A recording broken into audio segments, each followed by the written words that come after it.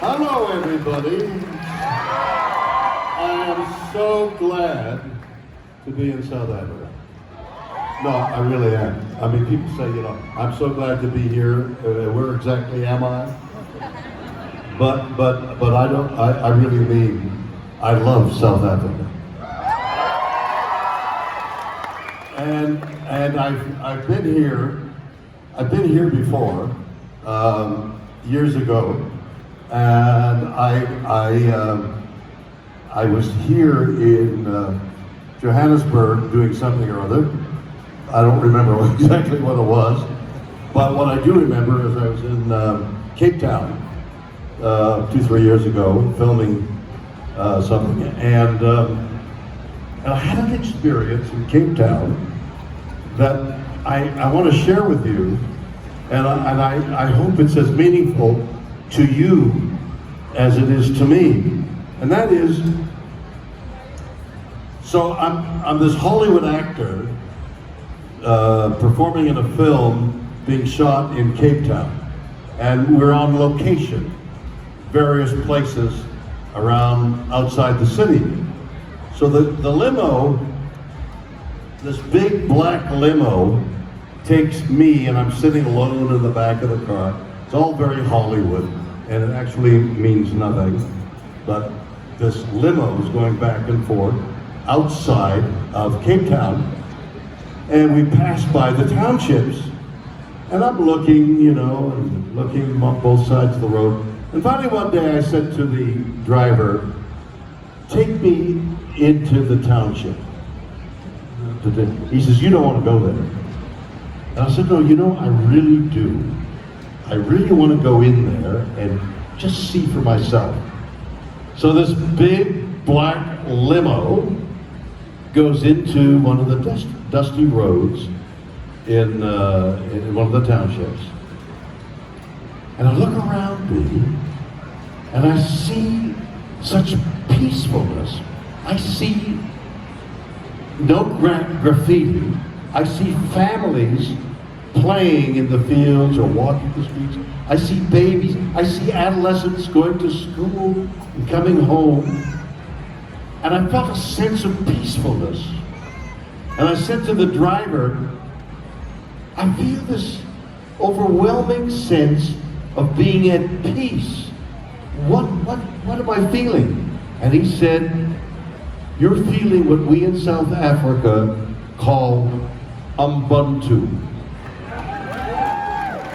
Oh, I'm so glad that's your reaction, because I didn't know, in this day and age where you tread, you think you're going someplace and you're offending people. Ubuntu. Mandela, I think, coined the word. And what it means, as I understand it, is it's your humanity. It's your feeling, your humanity. Ubuntu, what a beautiful word it was. So I took it home with me, the word, and I run a charity in Los Angeles, in California, for children and veterans. And it's called the Hollywood Charity Horse Show. And it's a horse show, but I raise funds for the last 30 years. I've been doing this horse show, so we've raised over 30 years millions of dollars. But what I wanted to do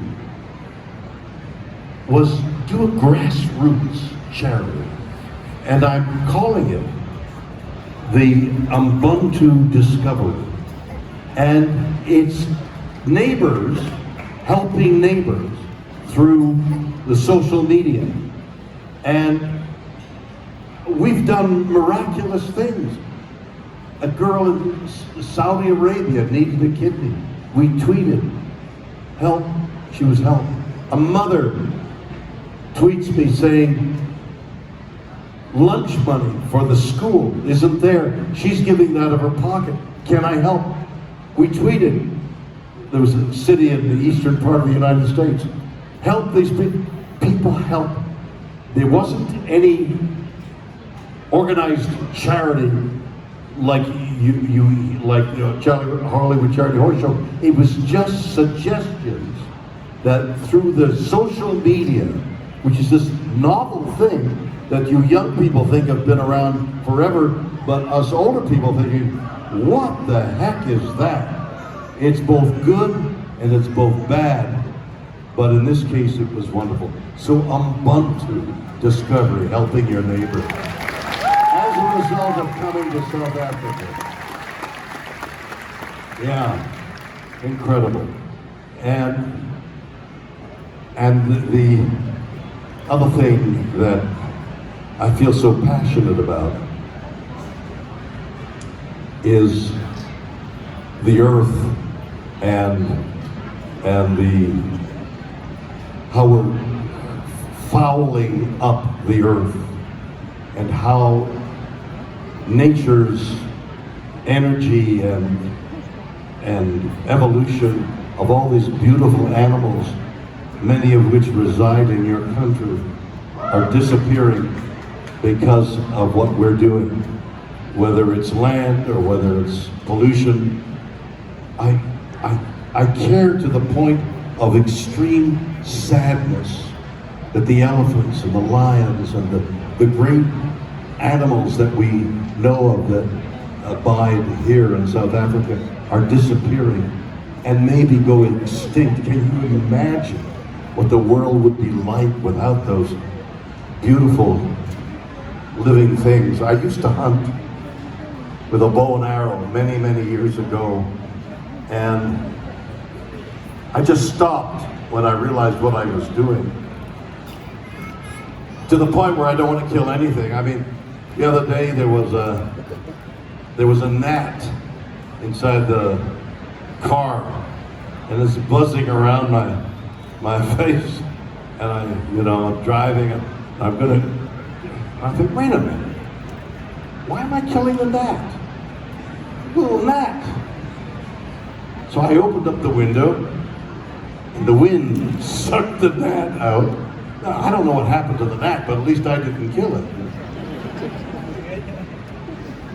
I'm trying to promote that idea that we're so close to extinction of so many things, so close that it's up to every one of us, every individual, and people like me who have access to some of the publicity to make every effort to clean our earth up.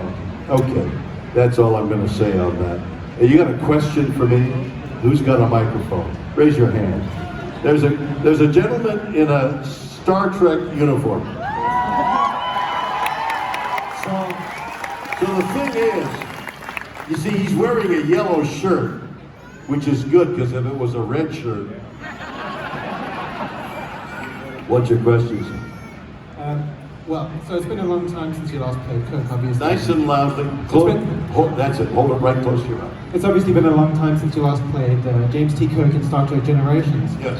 And we're looking at the dawning of a new golden age of Star Trek. Yes. And we were hoping that... Well, what is the dawn? Do you mean there's a dawning of Star Trek? Of a new golden age. No, I'm kidding. A second one. You mean like today, like this year? That's coming, yes. Yeah, oh my God. Right? I don't have to tell you, it's obvious. Yeah. But how likely is it, do you think, that you might be invited back, if not to reprise the role of Kirk, then some other Yeah, I involvement? got an embarrassing thing that happens to me. Well, I mean, it is embarrassing. I'm on tour from some weekends during the year, and actually I'm going to Europe for 10 days in October, November, and I'm on tour with The Wrath of Khan, the movie The Wrath of Khan. So what they do, the tour, is they play the film on a big screen, big sound, big screen. And it's a lovely film, and it's an emotional film, and everybody seems to like it. And then I come out afterwards and do like an hour like this, okay? Okay? It's embarrassing. Well, the film was made 35 years ago. So there I am, 35 years younger. There's Captain Kirk, and I come out and they go, oh. It's embarrassing. So, I mean, what do you do with, I mean, when I did Star Trek, it was 55 years ago. 55. What are you applauding, for God's sake? That's no feat. 55 years have gone by. I'm ready to fall off this stage and die. What an opportunity for you to, you know, I was there when he died. No, I don't know how it's possible for me to resurrect Captain Kirk. But I gotta tell you, when the producers said to me, we're killing off the character, do you want to be in the movie? I said, yeah, you know, why do you want to kill Captain Kirk? Well, they wanted to kill Captain Kirk because the movies we made, 6 or 7 movies that we made only a certain amount of money. It was like a glass ceiling. We could never make more money, box office, than what we were making. All the movies made about the same amount of money. So the Paramount Studios thought if they put the next generation cast into it, that they could increase the box office. Well, they killed Captain Kirk, and by the way, when the scene, I played the scene, and I said goodbye, and I got up from the scene, and I handed the producer a manuscript in which I had written how Captain Kirk comes back. He didn't want to read it. I was going to say something about how he died. So he didn't die like the hero of the galaxy. He died like shot in the back. There's no way for a hero to go. You're nodding your head. Is that sympathy or agreement? I wanted to die with trumpets and timpanis, but all right. Next question.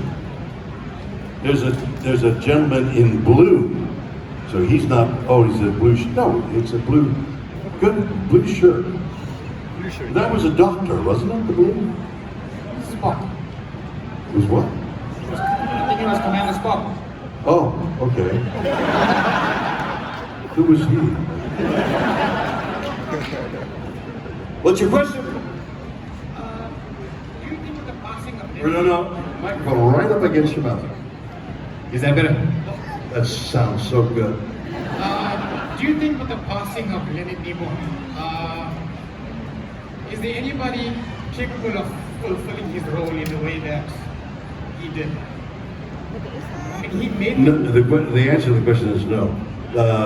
Every actor, good or bad, brings themselves to the role, and so like Hamlet is played over and over down through the many years by actors, and it's different because every actor. A little Klingon went by this. Every actor brings themselves to the role. So Leonard, in the first, they made a pilot, which is an hour sample of Star Trek. They made a pilot with Leonard and what was the actor's name? Jeffrey Hunter. Thank you. And an actor named Jeffrey Hunter, a really good-looking, athletic, handsome man who was very popular in films at the time. So Jeffrey Hunter and Leonard played Spock. And in that first pilot, Leonard was smiling and he was playing the role. And then the pilot didn't sell. But the network, NBC network, said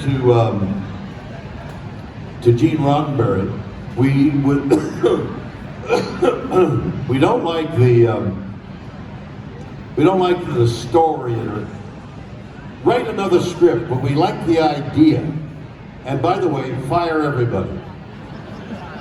So they fired everybody except Leonard. And the second pilot, they had called me and asked me if I would do it. And I saw the first pilot and I thought, God, that's really interesting. I would like very much to do it.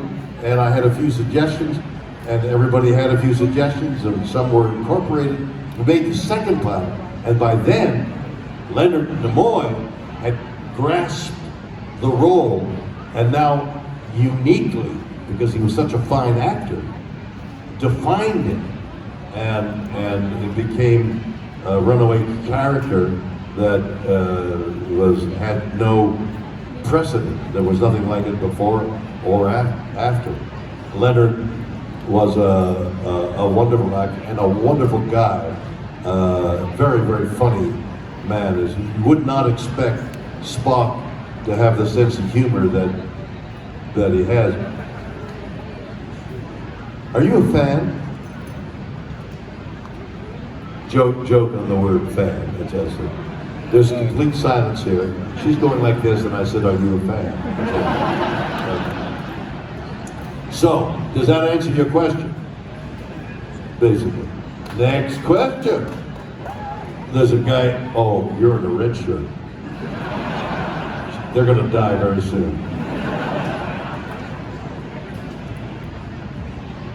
How you doing?